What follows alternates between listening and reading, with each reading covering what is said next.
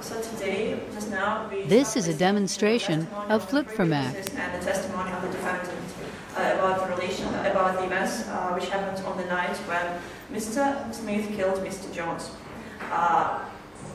Here we have heard 2 points of view what was going on that night, because Mr. Thomas and Miss Maureen stated that the fact of manslaughter took place because there was no choking, and that's why this is a demonstration of flip-for-Mac. Mr. Smith, but still he stabbed Mr. Jones. On the other hand, we heard the testimony of the defendant, who stated that he was just saving his life and he was acting in self-defense, so because he thought it was the only chance to save his life. He stated it, and moreover, it was stated by his friend, by Mr. Tom. And this is a demonstration of flip-for-Mac. Was the place where Mr.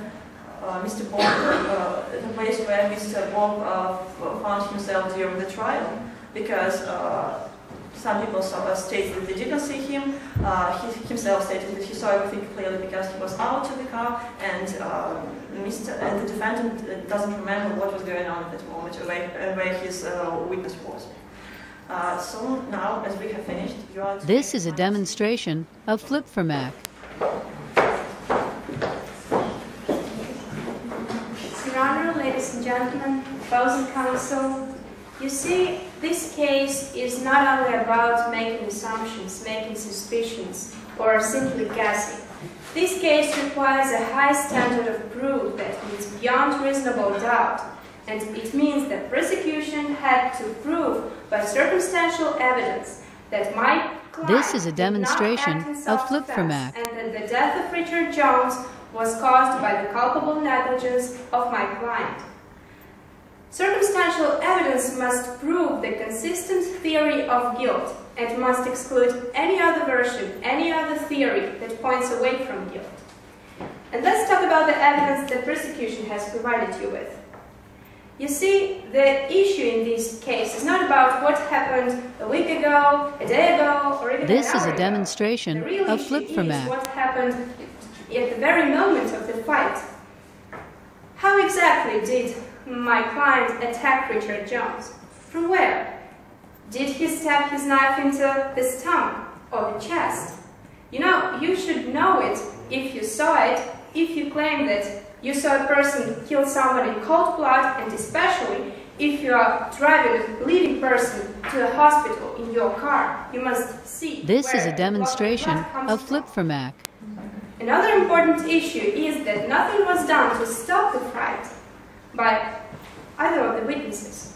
And two normal things a prudent person would do in this situation: either intervene and help, especially if there is your friend involved, or run away, but to just don't stare and do nothing. It's also, the law sets forth that a person is justified in using the deadly force this is a demonstration of flip-for-Mac. It's necessary to prevent imminent death or bodily harm to himself or another person. It's also important to take the circumstances the defendant is surrounded while applying this force. So, as you saw from the evidence, the client was scared. He started to lose his breath, and that means that the danger was real. And according to medical research, 15 this is a demonstration of flip-for-Mac. Of the chokehold. And the next question we should answer is, what would a prudent person do in the same situation? With an arm around his neck, staying on his knees, and with no one around helping him. Of course, he would try to protect himself by any means, otherwise he can die. Ladies and gentlemen, you should ask yourself, this is a demonstration of flip-for-Mac. wasn't there too much lack of coincidence in the prosecution's version? Weren't there contradictory issues?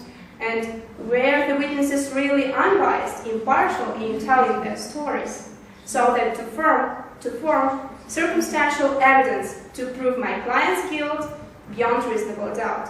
And if there is any uncertainty, any doubt, if there remains any uncertainty, then the verdict must be not guilty. This is a demonstration of flip-for-mac. Thank you. Well,